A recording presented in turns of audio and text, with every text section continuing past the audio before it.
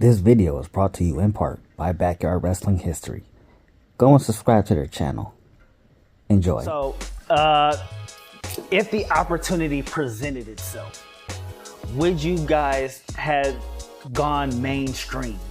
Like, would you guys have gone to one of the bigger promotions? Well, I did go to wrestling school, actually.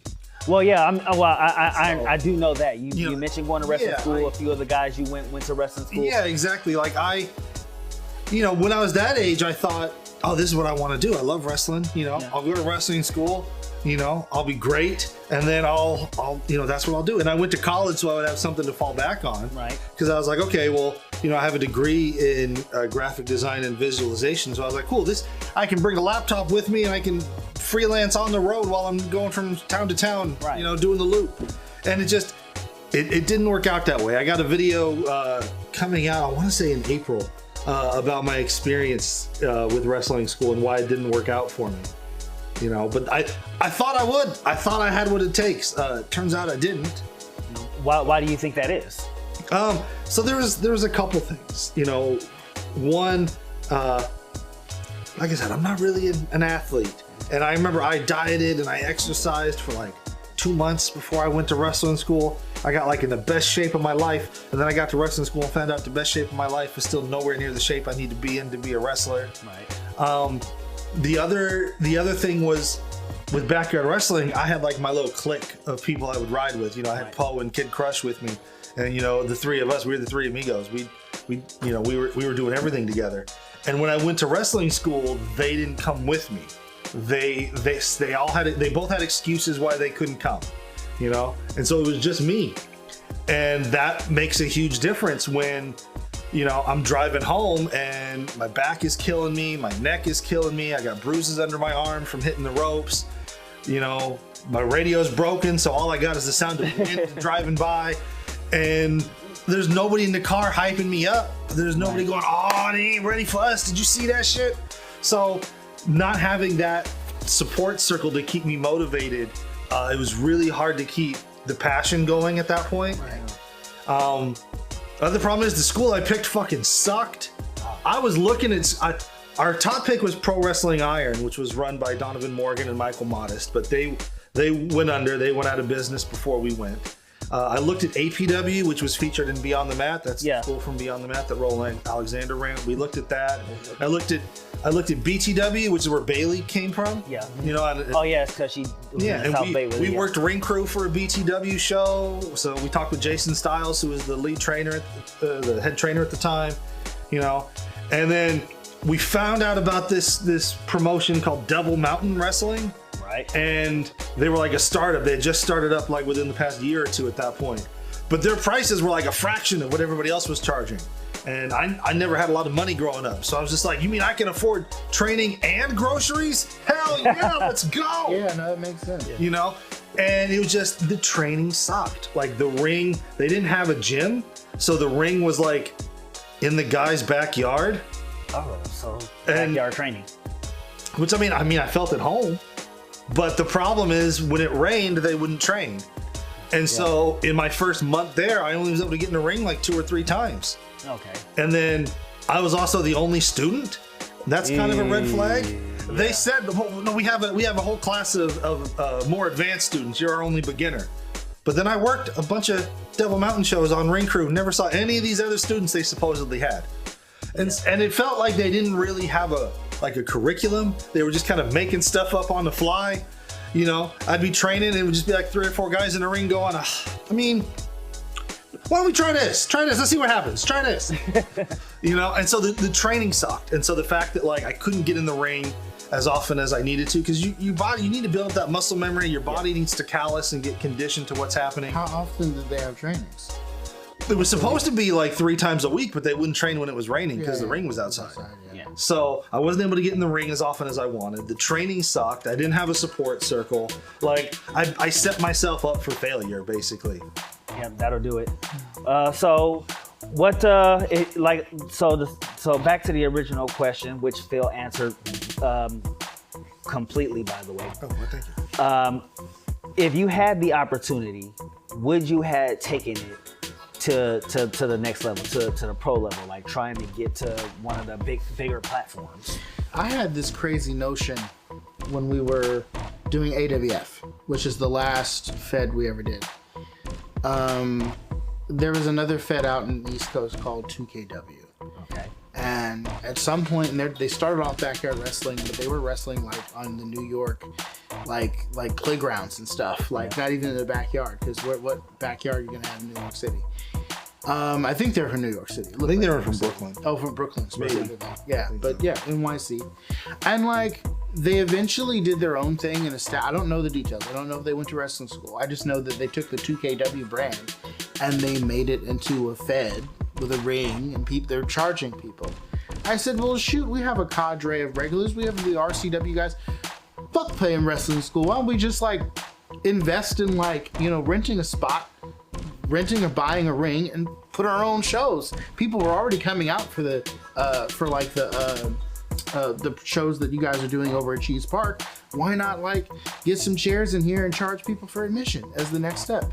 And Phil wisely said, well, the thing is, we should go to wrestling school because, that it's one thing for us to invent even though we're sort of fine with what we're already doing. Right. If we want to expand beyond that or wrestle anywhere else, I felt like we could have done it for the time being until we got to wrestling school or whatever. But me, I'm always like Mr. Independent. Let's just do it. Let's kick down the doors. Who says we have to join the establishment? There's a way we can just do our own little independent thing. Okay. I've always had that like streak in me where I'm like, I'm not gonna let them tell me I can't when there's ways to get around it. Right. But looking back as an older adult, because we were in college having this discussion, he's right. I mean, you want to know, we didn't really know what we were doing. We figured out stuff that worked for us as far as like, well, this is how we take bumps safely and nothing happens. But even then with all that, there were still mistakes. Yeah. And I'm not saying that any of the pros made mistakes. So having a universalized training would have been better. So I had thoughts of like, let's just do it ourselves. And then when like I couldn't get the rest of the group to band with me, I was like, all right, well, guess we're not doing it then. Because I couldn't afford to go to wrestling. There was no like fast food wasn't gonna pay for wrestling. Right. And I couldn't afford it. The only money I was getting at the time when we were in college was that federal aid. Yeah. But I will say that a couple of months back, I believe it was November 18th, was that the date of the show? I made my professional debut as a ringside announcer.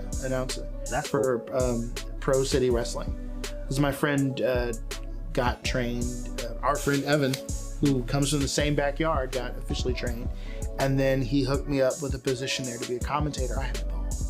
Would you actually be open to trying to grow in the in a journalism space for wrestling? Yeah, absolutely. Yeah. I mean, that's what I'm doing. I look at like what I'm doing now with the sicko mode, as like a form of wrestling journalism. Yeah.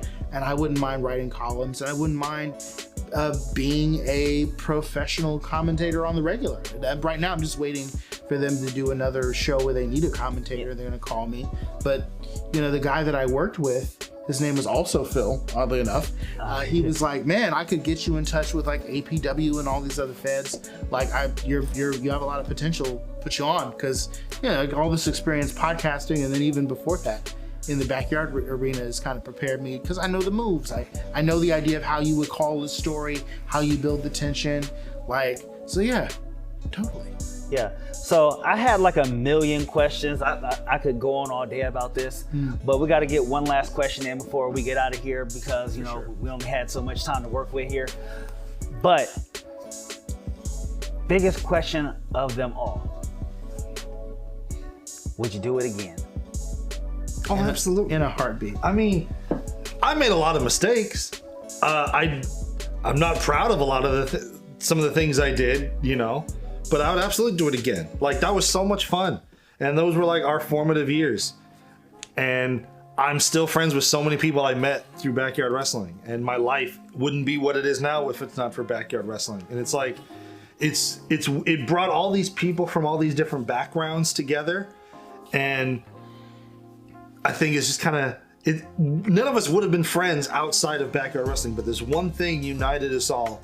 And it's fucking wonderful. I remember like when YouTube first became a thing and I started posting backyard wrestling videos on there. I remember one of the earliest comments I got was somebody going, boy, that's an awful lot of black people. And I remember going, is it?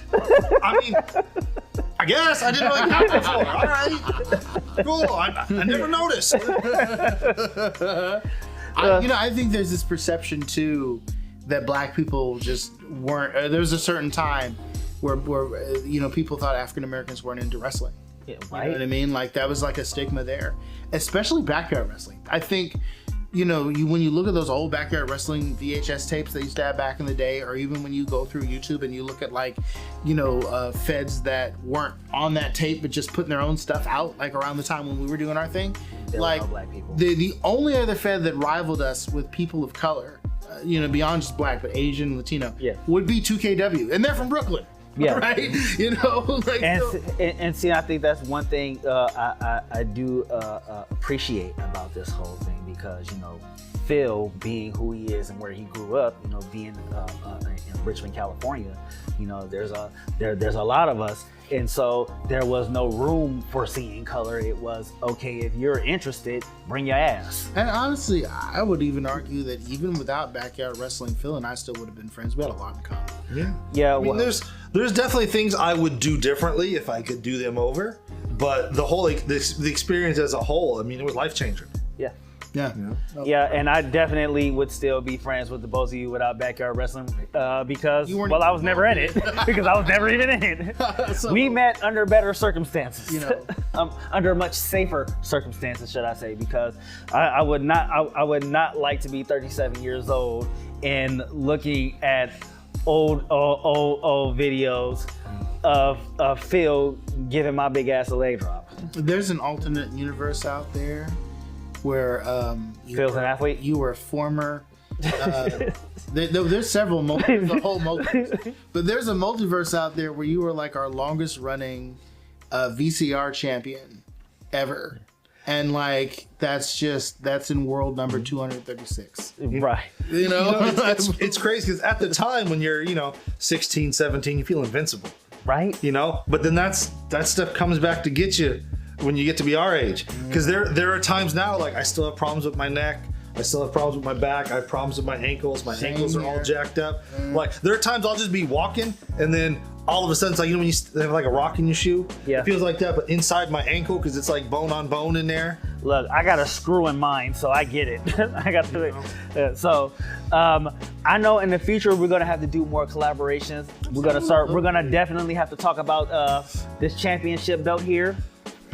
We're definitely gonna have to talk more about wrestling. We're gonna talk more of our friendship and history, because I love this. I enjoyed this, and trust me, guys, it was a treat doing this with you guys today. Yeah, thank you for coming out to our spot. Yeah, nothing made me more happier. I went to bed at 4 o'clock this morning because I worked until about 2, and all I thought about was I better not miss this alarm because I gotta be here. It meant so much to me, guys, and I appreciate you guys for having me out here and doing this this platform mix up. He let me walk out of here with a backyard wrestling history button. Make sure you grab a keychain on the way out. Oh, I already did. Oh, perfect. I already did, y'all. Grab your swag. Yeah, we grabbing swag, and trust me when I tell you, I'm definitely going to be getting I'm definitely going to be walking away with a hoodie when I get my taxes done, because y'all know I'm broke. Everybody, all my audience knows I'm broke. I live like that on purpose. So, just remember one thing, everybody. Kindness is free, and I'm cheap as fuck. So, again, appreciate you guys again. Go check out Diary of the Mad Hatter, Backyard Wrestling History, and what was yours again? Oh, currently, you're gonna check out Sicko Mode on YouTube. And we're gonna make sure all these are in the links in every description of every video, because I'm gonna break them down before I post them. Well, Phil's gonna break them down before we post them, and then we'll have a whole video. So appreciate that. Everybody enjoy the rest of your day, and as always, stay mad, my hatters.